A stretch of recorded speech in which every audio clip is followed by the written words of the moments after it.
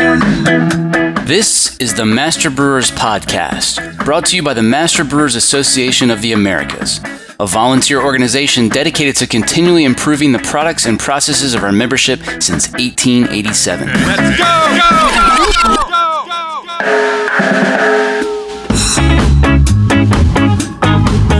Master Brewers brings you interviews with the industry's best and brightest in brewing science, technology, and operations.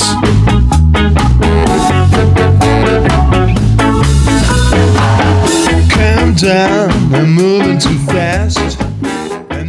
This Master Brewers podcast is proudly sponsored by Hopsteiner, a global leader in the hop industry focused on quality, sustainability, and innovation in new hop varieties and hop products.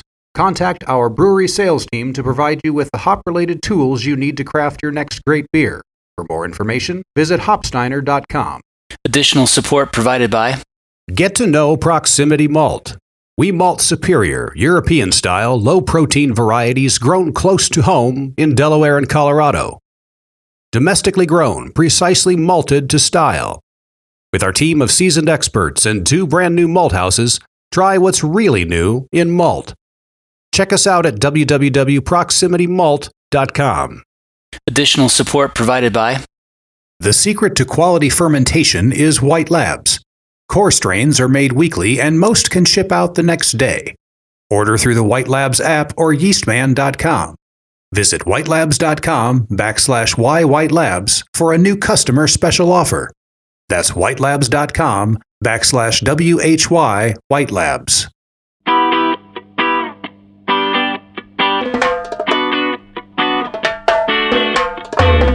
It's there for the taking, and I think it's a real shame when people don't use it for the best of their business, for stability and continuity, and making sure that their beer tastes like they expect it to. This week on the show, Mary Jane Maurice arms us with more knowledge about malting and malt COAs so we can all make better beer. You made a really interesting statement during the District Michigan Winter Conference. You mentioned that your lab spends millions of dollars every year to put together malt COAs, and if they're going out into a vacuum of potential lack of understanding, nobody's really getting their money's worth. Why don't you comment on that? That's absolutely correct. One of the great tragedies, I think, and that's part of the reason why I have been kind of doing this circuit with the talks on malt COAs, is that I think so many brewers have never really had the chance to sit down and fully look at all of the information that's being presented there. If you've listened to my dear friend Joe Hertrick's talks, he talks about the different types of modification, breaking down proteins and what that means for breaking down carbohydrates. And being able to take a malt analysis and look at it and glean everything that you possibly can for it, then you're really making good use of that malt analysis, which is part of the price that you're paying for malt, is for us to do all that work. So it's there for the taking, and I think it's a real shame when people don't use it for the best of their business, for stability and continuity, and making sure that their beer tastes like they expect it to.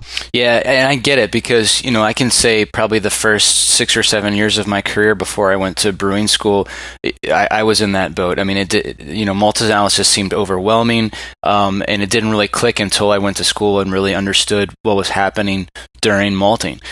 So with that in mind, let's jump into sort of the brewer's requirements at a high level. What is a brewer looking for when it comes to malt?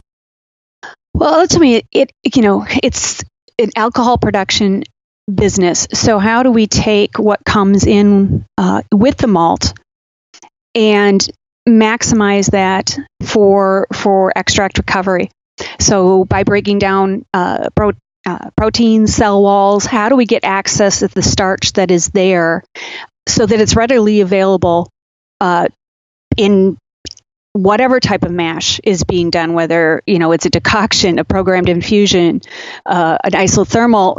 how do we make sure that that starch is as available as possible so that it can actually become sellable alcohol?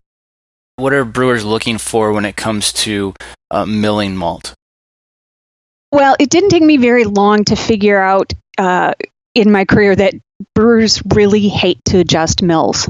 It does not seem to be one of those, yes, I'd love to do that kind of job options in the brewery. So one of the things that we can do depends on how easy the mill is to adjust. And it's better now, but there used to be a lot of mills that were just really terrible to adjust. Sure. But you shouldn't really have to do that all the time. So having a consistent, uniform size distribution is important. We want to present the mill with basically the same assortment of particle sizes for as long as we possibly can. The one time when you really need to be very careful in particular is when you go to a crop change, because Mother Nature gives us different size kernels on different years based on, timing of rainfall and when it got hot and things like that. So usually when as a brewer that you're going into a crop transition with your maltster, that's a good time to talk to them. Take a look at those COAs and say, okay, my portion on 7 is increasing or decreasing, and maybe I need to do that grist analysis more often to make sure that I really am getting everything that I possibly can out without, just obliterating the husk and causing problems in lautering or any of those types of issues. And I'll say, with my brewer's hat on, for any other maltsters out there listening, one gripe I have is not all, but some maltsters make sort of the crop change, the crop year information on a COA cryptic and difficult to find. So I think that sometimes there are cases where a brewer is getting a drastic shift in malt, and there may not be a big red flag that tells them that unless they really understand these COAs. No, that's correct. And basically in timing where you're really going to start to see new crop, you'll start to see it maybe be introduced into blends around the 1st of November, and then just depending on timing, how long it gets to be fully that new crop year, it can be a couple of months. Yeah, and if a brewer's got a 3-month supply of malt in their brewery, so you just never you may not know. So, no. All right, well, let's keep moving. So, you want to talk about cell wall modification at all there? Right. So inside the endosperm barley, which is by far the big part of barley, its mass, the starches are in there as discrete granules, and they're locked up inside protein.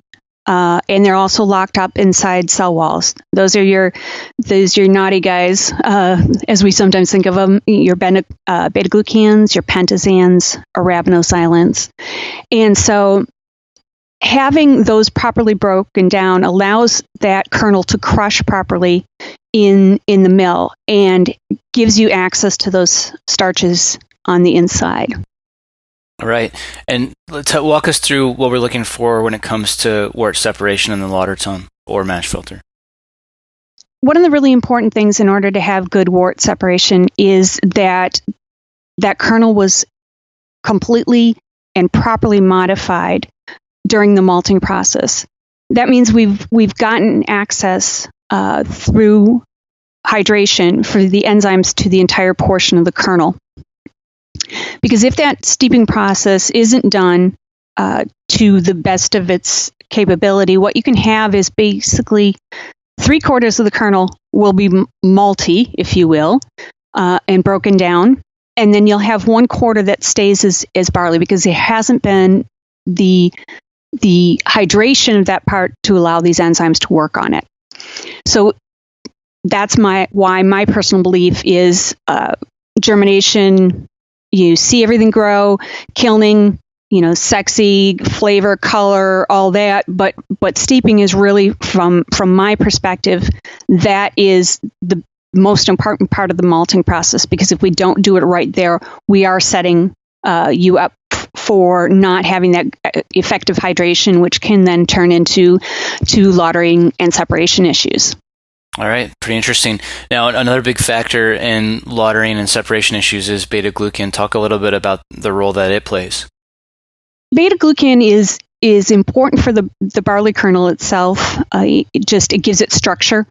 It helps it be durable. It helps us actually be able to, put it in rail cars and transport it into malting plants. But when we're talking about the malting process, at that point, it's not required to give it structure. And there's an enzyme, beta-glucan solubilase, that's present in barley when it's harvested. And if we don't do a good job during malting, what'll happen is whatever beta-glucanase we created during the steeping and germination process, it'll be denatured by kilning, but there will still be beta-glucan solubilase around, and that's the one that takes that brick wall, strong structure that we think of as beta-glucan in the cell wall, and breaks it down just far enough that it can be a real difficult thing to deal with and create issues in the malting or in the brewery. Cool, makes sense. Okay, how about moving on through other requirements? Low DMSP is definitely a concern. Talk about that a little bit. What is probably the best thing to do is for us to be able to push the equation, the reaction towards the DMS and volatilize it in the kiln and exhaust it. That leaves less residual DMSP or DMS precursor there to be converted into DMS later in the brewing process, whether that be in the kettle, in fermentation, wherever it may be. So really the goal for us is to try and get that reaction to go as far as it can and make sure that DMS goes out our exhaust. And we can do that by using very high kiln airflows, and particularly if a given brewery is sensitive to DMS, one of the things that we can do is we'll have the discussion with the brewer about the malt color specs, because as we kiln a little bit more aggressively, that combined with the airflow allows us to push more of the reaction to DMS that's exhausted and then doesn't carry over into the brewing process. There's actually a relationship between protein and DMS precursor as well, right? Oh, absolutely. Protein is a big determinant of protein and process, basically, are what determine how much DMSP you're going to find. DMSP, the precursor, is actual S-methylmethionine, which is an amino acid, of course, a breakdown product of the proteins as that kernel thinks it's going to become a plant. So it's making S-methylmethionine as part of its natural growth process. And so what we have to do then is allow it to do that and then take care of it by how we kiln. Let's talk about attenuation and that sort of realm of things as it relates to malting and malt analysis. Attenuation is kind of one of the hardest things for a maltster to predict. There are the AAL tests, but if you look at the sheer number of different mashes that are used, giving you different carbohydrate spectra, if you look at the number of yeast strains that are used in the industry now, it gets very difficult for us to tailor any lab analysis to predict that attenuation directly for what's going to happen in a given beer in a given brewery. So basically what we have to do is make sure that we have a normal and consistent carbohydrate profile. So sometimes we're not going to send something that's under-modified, so you don't have as much fermentable sugar. And send something that's over-modified, so you overproduce alcohol and you have very little residual sugar. So it's the consistency is one of the biggest things that brewers need to be able to depend on when looking at attenuation. most yeasts do not suffer from premature yeast flocculation issues, which is an interaction between a certain yeast and a certain malt. But we have to be very careful when we are working with a brewer that uses one of those yeasts. All right, let's get into filterability for those out there who are still filtering. Talk about the things maltsters do to increase filterability and minimize haze, and also comment on any changes to that approach now that everyone wants hazy beer. Oh yes, the hazy beer, and you don't get me started on spending 28 years trying to get the haze out of malt, and now trying to find a way to put it back in. Yeah. Yes.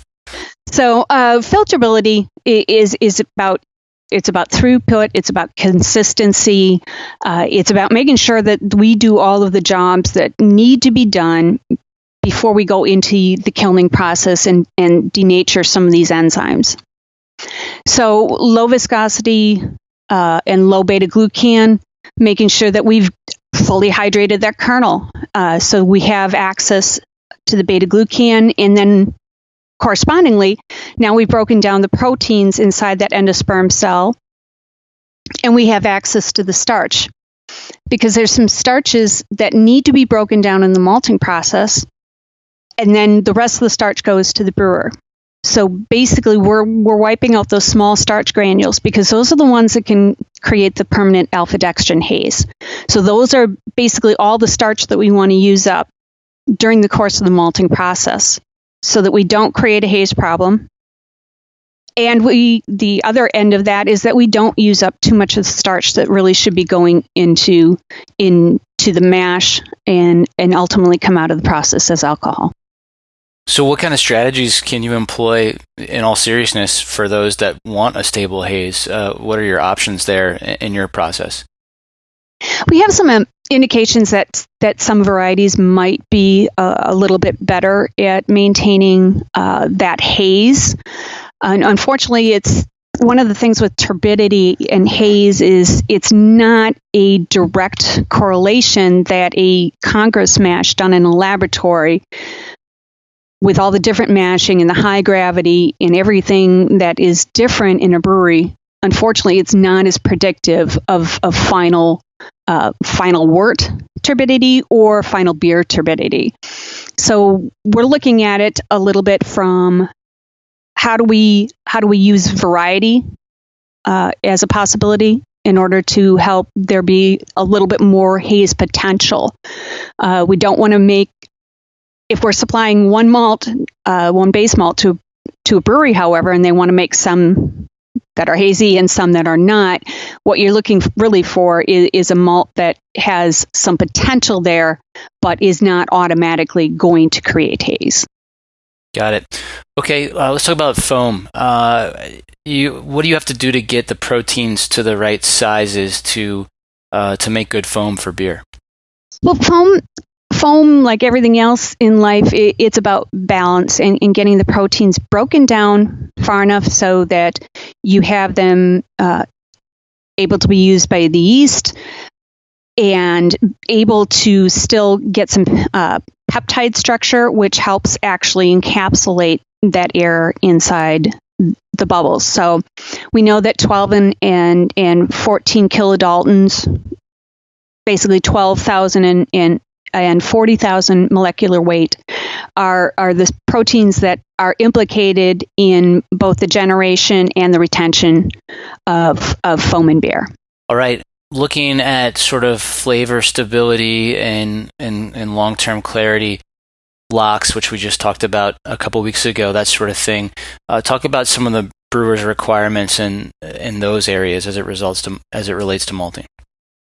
Well, fortunately, most malts, when they're properly modified, we're not pushing very hard towards lipoxygenase synthesis. One of the things that's really good in particular for craft brewers and people who are preparing beer to be served in their local market is that they're not packaging it. They're not putting it on an ocean-going vessel to deliver it to another part of the world. So really, most of the sensitivity on epoxygenase comes when you're talking about exporting beer or beer that's going to be sitting around for a long time. So what we make sure that we do is we're not going to have very high protein beer because then you can have issues with clarity, and clarity that is there when you start off, but in package becomes an issue, which means the consumer no longer sees that beer as being what they expect at that given time. Pentoxans and beta-glucans need to be broken down because, again, they can form gels and hazes that cannot be treated and pulled out. And making sure we have the right and consistent carbohydrate modification. So we've broken down the starches. We don't have alpha dextrin starch granules left there that can cause these kinds of turning towards an unclear beer or a beer that is not as flavor stable. We've talked about why malt needs to rest after the malting process a little bit in past episodes in regards to locks, but there's some other reasons too. Talk about what you've seen when you've experienced malt analyses that happen directly after malting versus waiting some time. Well, this is an interesting one in that we really don't know everything that's going on in that period where we let the malt rest after the malting process. We have our own breeding program at Malt Europe, and so we were looking at some of the new varieties that we are bringing up to commercial scale, and some of them came out a little bit turbid. And so just for giggles, we waited 2 weeks and took that same quart sample and mashed it again. There was still some turbidity there, but it had been reduced by about a third. And after 4 weeks, it had been reduced almost by half. Wow. So we don't exactly know what's going on in there, but there are changes that are still being made during that aging period. We also know that aging period is really good in terms of holding the kernel structure because the moisture is not equally distributed throughout the kernel at the end of the kilning process. Do you think that rest period is dependent on the variety, or do you think that all varieties need some period of rest? I think they all need some period of rest, but I think some of the varieties that maybe are more prone towards haze need a little bit longer. And usually we say 14 days is a good figure before actually putting that malt into a bag, a rail car, a truck. That usually is the good practice that protects both the maltster and the brewer. Okay. We're going to get into some of the malt analyses here a little deeper, but before we do, why don't you take a minute to just talk about why it's dangerous to look at any one malt analysis parameter in isolation? Sure. I've had experiences in the past with a brewer that's very fixated on something like color or DP. And the malting process is actually very influenced by the outside ambient air in the place that you're making the malt. So when we in Milwaukee say in the dead of winter, cold, dry air, it's very different than in terms of kilning and how we dry the malt down, as opposed to a nice July day sitting next to one of the largest bodies of water in the world in Lake Michigan. So that ambient air has changed to a very great degree during that time, which means we have to kiln differently in order to get to the same DP or the same color by season. And so if you establish very tight ranges for DP and color in particular, we have to malt differently to get to that desired end state. based on the time of year. And what happens when you do that is we change the malting process, we change in particular the kilning process, and so now everything else starts changing. So in order to get to that one or two key parameters, we have to change how we make the malt, and so things like if you're trying to control color, DP will start to change, soluble protein will start to change. If you expect the same moisture in your malt all year round, we definitely are going to have to kiln it very differently in summer and winter. So by holding on to just a very tight range on one parameter, basically every other parameter will become a moving part, and that's not good for consistency. That's right. Okay, pretty much all of the malt analyses we're going to talk about, have come out of the Congress mash process. You proposed an alternative to the Congress mash back in 1996. Talk about that.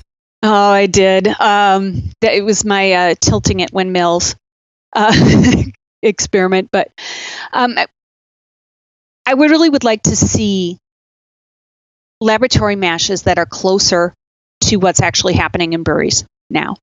Amen. And I do that, and I feel that way, both in terms of wanting to provide the most functional analysis to the brewer, the most predictive analysis as possible, but also it's slightly protective. As a maltster, I want to be able to see how that malt is going to perform in the more stressful situation of a high gravity brew. And so it's slightly protective in that I'd like to know if there's a potential for any issues in the brewery that wouldn't be picked up in a Congress work. So I really I have some strong feelings on this. I'd like to see a higher gravity, higher temperature wort. Yeah, maybe because there's probably a lot of people who are familiar with the term Congress mash, but don't know exactly what it means and what's different about it versus the brewery mash. So why don't you take a minute to just kind of outline sort of some of the key differences between what happens in a Congress mash versus what happens in the brewery? Sure. A Congress mash is much thinner. Basically, it's 50 grams of ground malt and 400 grams of water by the time you're done with the water additions. So it's a much more concentrated mash. And when you talk enzyme mechanics are a function of pH. They're a function of how much that enzyme has to work on, and how much enzyme is actually present. So the enzyme dynamics will change be different in that thinner Congress mash than in a regular brewery isothermal or programmed infusion mash. The other thing that's different about the Congress mash is you start off with half an hour at 45°C. And that's considered to be the beta-glucan rest. And most brewers don't even spend any time at that temperature anymore. So if there was any endo-beta-glucanase left, it could potentially work in that first portion of the Congress mash, but is not likely to work when you actually put it in the real world of a brewery. You also transition in ramping the temperature from 45°C to 70°C, 1 degree per minute, and that actually is really good for looking at any remaining protease or peptidase activity, as well as more time in that brewer's window when you have alpha and beta amylase working, as opposed to going in with an isothermal mash at 65°C. And then the Congress conversion is at 70°C for 1 hour, and most brewers don't do that anymore. So it's an idealized mash from 1929 or 25 that show differences between different malts, but as far as actually being able to take what you get from that analysis, from that wort, and say this is the same way that it's going to perform when it gets into brewery, unfortunately, it's not that predictive. So what's it going to take for ASBC or somebody else to to make that shift in the industry and get folks focused on something other than a Congress mash? I think really the hard part is that when you go to that thicker mash and you go to the isothermal, all of our norms change. So now you're looking at beta glucan numbers that will be much higher, but they don't mean that the malt is any less modified. Your fan numbers will be much higher, but that doesn't mean that the malt has been over modified. So I think we would have to take a long time to get used to the numbers that this new mash would produce, and kind of take ourselves out of thinking that this number means malt is bad or good. Yeah. You just need to come up with like different units so that it's like, so people have to really be like, okay, that's not the same number. No. Okay. Which is kind of what they've done with some of the VZ tests for beta glucan in Europe and such. Yeah. They've made it a different mash, and so they've looked at it differently. Most malt COAs have fine grind but not coarse grind, and no fine coarse difference. I believe Joe Hertrick explained on another episode that this is because most maltsters don't want to have to run an additional analysis just to get coarse grind, which makes sense. How do you recommend brewers calculate coarse grind when they only have a fine grind number to work with? Well, honestly, I believe that if the customer is expecting to see F-C, they're expecting to see a coarse grind extract, expecting to see a fine grind extract, that it be done. We analyze all of our brewers' malts for both fine grind and coarse grind extract, and the fine coarse difference is there, of course, from those numbers. I have my own feelings about the relative worth of fine grind extract versus coarse grind extract. I think coarse grind extract is a little bit more realistic in terms of what you're actually going to achieve. But we have breweries that specify on fine grind extracts, specify on coarse grind extracts. Some of them specify on coarse grind as is, because then you really know what the impact of moisture is. So no, I really wish we didn't have to do two mashes for everything. So it's a little bit tough for me to speak to maltsters that aren't, if they're not doing that, because those are two numbers. The fine coarse difference in itself really doesn't mean very much anymore, because everything is so much more modified. And we have other tests like friability and beta glucan to take a look at the condition of the cell walls and tell us whether those have been broken down. So unfortunately, one of the things that happens is we get new analyses, but we never take away any of the ones that this used to be the only way we could measure it. We still measure it both ways. You sound like Joe there. That makes sense. Yeah. Joe and I are good friends, and we probably agree about 95% of the time. So pretty good. I have a lot of respect for him. Me too.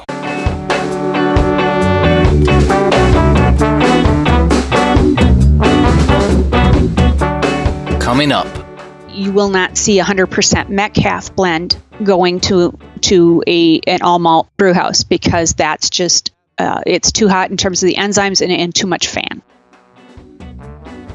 I'm John Bryce, and you're listening to the Master Brewers Podcast from the Master Brewers Association of the Americas.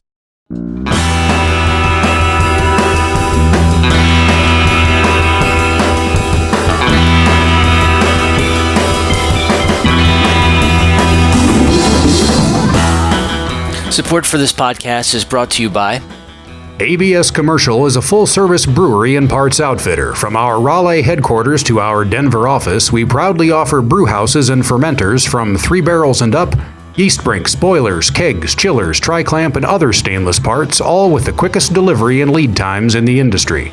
Learn more at abs-commercial.com. or call 877-BREW-ABS.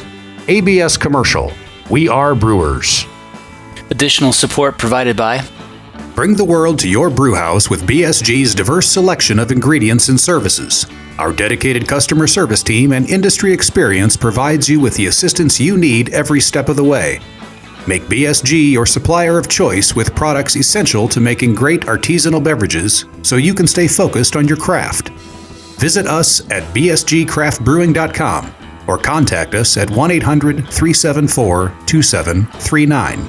Here's what's coming up on the Master Brewers calendar. District Midwest meets at Wolf's Ridge Brewing in Columbus, June 29th. Don't miss the July 10th safety webinar, Lockout, Tagout, It's the Law. The District Michigan Summer Social is July 13th at Fitzgerald Park in Grand Ledge. District Northern California meets at Off the Rails Brewing in Sunnyvale, July 18th. District St. Paul, Minneapolis joins forces with the Minnesota Craft Brewers Guild once again for the Minnesota Brewers Conference, July 26th in Duluth. The District St. Paul, Minneapolis August meeting and golf outing is August 2nd at Muddy Axe Hop Farm. The District Texas Summer meeting in Kerrville is the weekend of August 2nd. Don't miss the basic lab equipment for your brewery webinar August 8th, presented by our friend John Geritano from episode 64. District Rocky Mountain meets August 14th at New Terrain Brewing in Golden. Master Brewers Brewery Systems Technology and Maintenance course starts August 18th in Madison. And the District Ontario Hop Field Day is August 24th at Good Lot Farmstead Brewing Company. Registration is now open for the 2019 Master Brewers Conference in Calgary. We'll have a local on the show next month with some insider tips, but be sure to tack on a couple of extra days to enjoy some amazing hiking and make the 45-minute trip to Banff, which is one of the most picturesque places on the planet. Check out the full calendar of events at mbaa.com for more details or to find a district meeting near you. Now back to the show.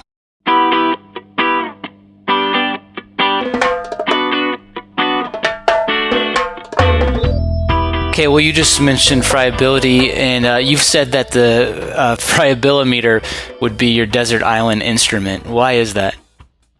If I have one thing to take a look at the quality of malt that I've produced, it would be friability. Because I'm looking at, did we have dead kernels?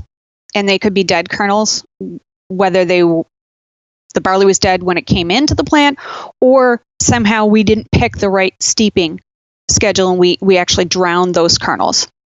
Friability also tells us when we have those steely distal ends that maybe we got the kernel 2/3 of the way hydrated, but we didn't get that distal end, and it's still basically barley. So for me, looking at the friability, it's a pretty simple method, and it's not cheap to do, but it gives me good information about how I did the malting process, and I think it also it's also a really useful tool for brewers to look at it. It's one of the things that you can have with, say, a beta-glucan analysis. If you blend under-modified malt and over-modified malt, you can still have a decent beta-glucan number. The thing is, when you put that same malt in the friabilimeter, those kernels that weren't properly modified, they don't break down, and you can see that they're there. And that's why I really believe it's a very useful tool and pretty simple to run. All right. Talk about what high beta-glucan numbers mean, and what range do you consider high? Oh, the range on what we consider high beta-glucan, every customer that I have will probably tell you what that cutoff is. I think to a large extent, Brewers malt specifications have gone very conservative and very protective in their setting of beta-glucan specs. And probably breweries could deal with a little bit more beta-glucan, but probably not maybe in the exact mash profile that they're using. So generally speaking, I wouldn't imagine seeing any negative issues in an all malt beer below 140. And in an adjunct beer, just because you have that dilution of the beta-glucan, you probably are fine under 160, 170. but unfortunately, like I said, that's not where the specifications lie now, because people are protective and they want to make sure they get that throughput and they don't have the issues with slow runoff or block beer filters or the haze that they can't get out. So I think these specs are set very conservatively and protectively. Okay, fair enough. Anything you want to say about the amylases or DP? In terms of diastatic power and alpha amylase, I think they are good measurements. I think they can have a use, especially the DP side, when you're looking at all malt brewing versus adjunct brewing. Can make sure you have enough enzyme if you're talking about adjunct brewing, and not too much that you might risk over attenuation in an all malt beer. So I think one of the basic things there with DP and alpha is looking at consistency over time, so that when you get to fermentation, you're presenting the yeast with the most consistent wort batch after batch. So there may not be a right number that, a brewer needs 150 DP, but if we send him 130 one day and 170 the next day, those two malts are not going to perform in the same manner. All right, makes sense. Let's talk about growth counts. That's something that isn't always on a COA. I usually just look in my lauter ton to see how many big Acro beers are floating. But what do growth counts do for you in the malt house, and what should a brewer do with this number if they have it? Honestly, here's another case where I very much agree with Joe. Growth counts on finished malt. They can give us, for the maltster, a little bit of a post-mortem look, if you will, on how we did. But really, the purpose of the growth count is when the maltster goes out and does his survey, and he's looking at the acrospire development, looking at his rootlet development, checking to make sure that kernel, by doing the rub, is pasting and it's properly breaking down. In terms of final growth in malt, it really is about the only thing it can tell you is if you have a bunch of dead kernels. But as far as distinguishing between well-modified and over-modified malt, it really is not that helpful. All right, fair enough. Let's talk about total protein and protein modification. I guess first tell us why protein modification needs to occur in the malt house rather than in the brew house. Well, the peptidases and the endoproteases are some of the most temperature-sensitive enzymes that we have that are operating in malting or in barley growing. And so they tend not to survive to any great degree on the kiln, especially as we look at malts that are now more color in base malts, which is a trend that we've seen. That kilning will not allow there to be as much residual activity once you get to the mash. So that's why it's really our job to take care of that. A lot of breweries are not holding in the mid 40s, up to 55 or 56 C in their mash profiles. So between the kiln denaturing and the actual mash temperatures being used, there really is very little opportunity for additional breakdown once you get into the brewery. We've talked a good bit with Joe, and then again a few weeks ago with Dr. Aaron and Dr. Yin about excess fan being problematic for the all malt brewer. Talk about how you control fan in the malt house, and what's an ideal fan target for all malt brewers. Mm-hmm. All breweries are not created equal, so exactly saying an ideal fan target is difficult. Generally speaking, with an all malt brewer, we would definitely want to keep the fan below 200. And how we're going to do that is by those surveys that our Maltsters doing, making sure that we are not getting excessive growth. We are going to make sure that we don't germinate longer than possible. And one of the key items really is we're going to make sure we select varieties that are not as prone to the high fans. Looking at your more moderate varieties, that's why a lot of times you will not see 100% Metcalf blend going to an all malt brew house, because that's just it's too hot in terms of the enzymes and too much fan. There's probably not a lot to say about moisture content since it's really a product of other drivers, but what kind of moisture numbers should be red flags for brewers? Generally speaking, above 5.0 would be an issue, or would yield less beer. At that point, you actually will see the impact of the moisture driving down the available extract there. We also don't want to see moistures below 3.5, and this can actually be difficult to do, is to keep it above 3.5 in some of the very arid, dry, and cold portions of our country in the winter.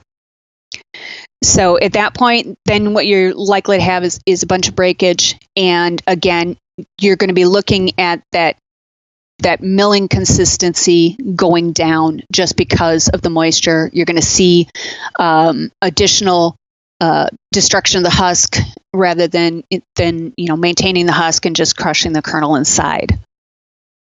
Let's talk about oppositional specs and give us some examples. The oppositional specs are kind of the thing that I love it when I talk to a brewer who understands malting, is because they realize that you can't have it all. You can't have it all. And some of these you can through varietal selection, you can somewhat through process, you can kind of get closer to these ideals. But a lot of this has to do with how you kiln. And so if somebody wants us to maximize the diastatic power, well, that means we don't denature as much of the beta amylase and limit dextranase. And how do we do that? Well, we keep it as a more gentle kiln cycle, which therefore leads to higher moisture. If somebody wants a very lightly colored malt, we have some options. We can under-modify it so we don't have as many of those Maillard precursors in the reducing sugars and amino acids. Or, again, we can let the moisture stay up a little bit higher by kilning more gently. So one that always makes me smile when I see it in a specification is somebody who actually wants high free amino nitrogen but low soluble protein, which free amino nitrogen is a component of soluble protein. So Good I luck haven't with that. figured out how to produce one but not produce the other. All right. How about some other examples? It can be difficult. You can do some with varietal selection, but if you really want that low protein in order to drive extract up, having a very high enzyme count, and in particular a very high diastatic power number, it can be very difficult because those enzymes are proteins, so they are made out of broken down proteins, yes, and reassembled amino acids. So that can be difficult. Again, you can do some things with process, with kiln temperature, with varieties that you select, but it is kind of one or the other. It's a seesaw effect. So you push one and you change the other. The other one is probably the relationship between color and soluble, and trying to keep color low and soluble protein high, or vice versa. Amino acids are part of the building blocks that go to form color. So if you are trying to minimize soluble protein, trying to hold back the amino acids, is very difficult because you don't have as many amino acids to form that color in the Maillard reaction. Okay. Kind of talking about, we did this with Joe, but we sort of weeded through, different analyses and tried to figure out, okay, well, what are the ones to focus on? What are the most important? So I'll ask you, if you had a small brewery, which CO numbers do you think you'd pay the most attention to? If you could just kind of focus on a couple of them. Sure. I would want to focus on, I would definitely want to see the assortment. And I actually believe it's more helpful to the brewers if they see the on 6 and the on 7 separately, because the combined number doesn't change as much, particularly in a crop year change, as those individual numbers and the percentage on the 6 and the percentage on the on 7 will change. So that gives you more that idea, hey, maybe I should be looking at my grist settings, grist analysis to see if my malt settings are appropriate. Color is important because it goes a lot to how does this malt fit what I'm trying to make in a beer, and also color has some relationship to perceived flavor, so that is good to have there as well. Again, I'm a big geek about friability. I think that's an excellent one. Beta glucan is nice to have and important, but if you can't do all the wet chemistry, and beta glucan, wet chemistry is pretty expensive, then the friability is a good option.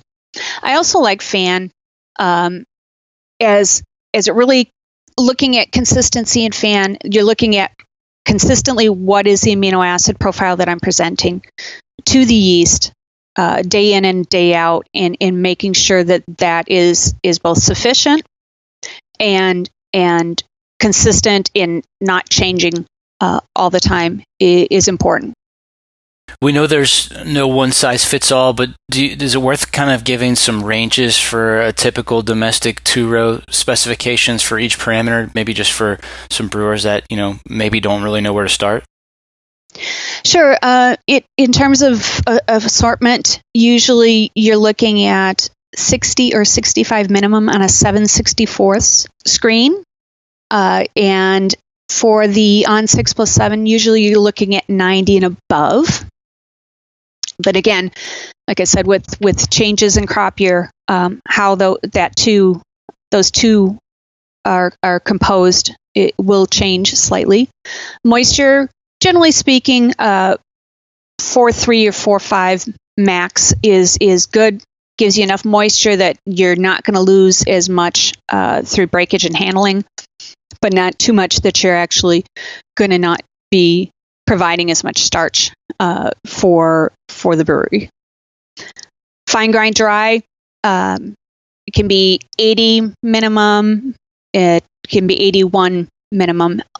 That's one of those things that really we talk to our customers about when we have a new crop, because the amount of starch that is available is really set by Mother Nature. So it's not, we can do some things inside the malting process in terms of how we steep, how we germinate, how we dry the malt in order to make some minor changes in that fine grind number, but really most of it is what Mother Nature gives us to work with. So we will look at that and reevaluate that on an annual basis. Color, we can do a lot of different colors, and that is so brewery dependent now. We have customers with base malt specs that go up to 3.2 color, which really you didn't see very often, if at all, 10 or 15 years ago. But as people are doing more in the craft sphere, and really this focus on flavor, some of which comes from processing, people are going higher with their malt color specs in order to try and drive that malty flavor and give that solid backbone against which to play off the character of the hops. That must be fun for you to see, because it certainly must open a lot more doors for you in the process. It does. And it's I personally like to chew the malts that are a little bit darker. To me, they just taste better, and so I like the higher colored malts. Diastolic power. Generally, you'll find most North American two-rows operating in a range between 130 and 160 degrees Lintner. Again, some of what we're doing with bringing some more of the European germplasm into the U.S., we're starting to be able to achieve some of the lower diastatic powers now. But if you were talking about just your Metcalfs of the world, you would definitely be up at that top end and could even see, if it was just Metcalf, up to 180 diastatic power. And again, that's part of the reason why Maltsters provide blends to our brewers customers, is trying to maximize the individual contributions of the different varieties that may be better. One may be stronger on it's a lower beta glucan. This one may be a lower DP. This one may be a higher DP. Trying to really have them all work in sync with one another to get the best balanced blend. Alphas 55 and up is pretty typical. Some of the Europeans will be in that 45 to 55 range, but again, usually those varieties are not being used as 100%, so you do not have to worry about running out of alpha amylase. Beta glucan, we have specs from 140 max all the way down to 100 max. 100 max can be a little bit tough to achieve unless modification is really encouraged, and that would reflect itself in the color and all of the other parameters as well. Soluble protein 4.5 to 5.3, depending completely on where the protein is for that given year.